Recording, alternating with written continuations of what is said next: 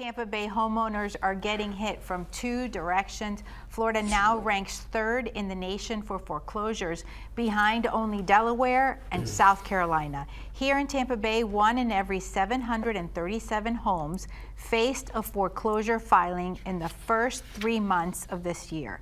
That's up 50%, 50% from last year. Experts point to one culprit: insurance rates. Florida homeowners now pay nearly double the national average. Data shows that premiums are finally starting to level, but after 3 years of 30 to 40% increases in counties like Hillsborough and Pinellas, many families say that the damage has already been done. I'd like to start with you, John, your reaction to these numbers.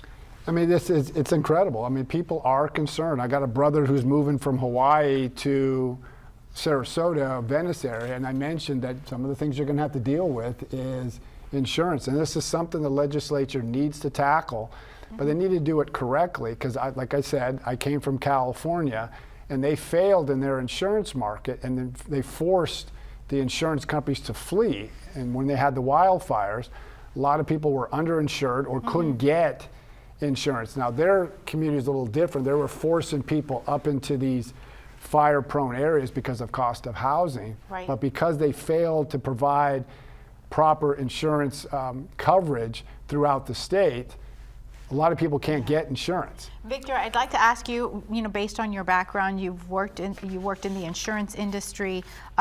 Is there a direct line between the foreclosures and the increase in insurance? Yes, exactly. I worked for the regulator when we had an elected insurance commissioner's office. The problem we have here, if you have a mortgage, you want to buy a house, you have to have insurance. Insurance companies have gotten everything they've ever dreamed of having in the regulation, which basically means there's no regulation And now. the lawmakers said during the legislative session in 2022 that they were making the changes so that they could reduce the number of lawsuits and really make it possible for more insurance companies to come in. Dr. Tankersley, I'd like to ask you, this is an issue that crosses all party lines. Yes.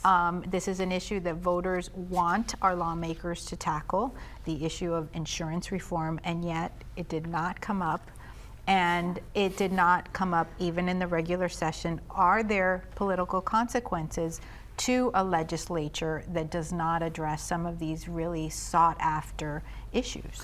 The short answer is yes, but so what Victor described is the political economy of the insurance industry, right? And so in political science, science and public policy, what we call that is a diffuse cost, concentrated benefits problem. Concentrated benefits go to the industry, right, when political reform or insurance reform fails to happen. The costs are borne by a lot of people across the state, maybe here more than other places or in coastal areas more than other places. So it's a not as visible crisis. It's a slow rolling crisis, this foreclosure crisis, right? And so it's because it's not as visible to lawmakers, they don't feel the pressure to address it. Whereas the concentrated benefits to the insurance industry, which is highly visible to lawmakers, right, puts pressure on them not to address it. The only thing that I think can change that is if this foreclosure crisis grows and it starts to affect not just individual families and households, but communities, right? Because then you have people who are potentially moving out. They can't afford other things. You have broader follow-on effects in the economy, and that gets a little more attention from lawmakers. But the political economy of the insurance industry right now creates policy inertia where you just aren't going to see change.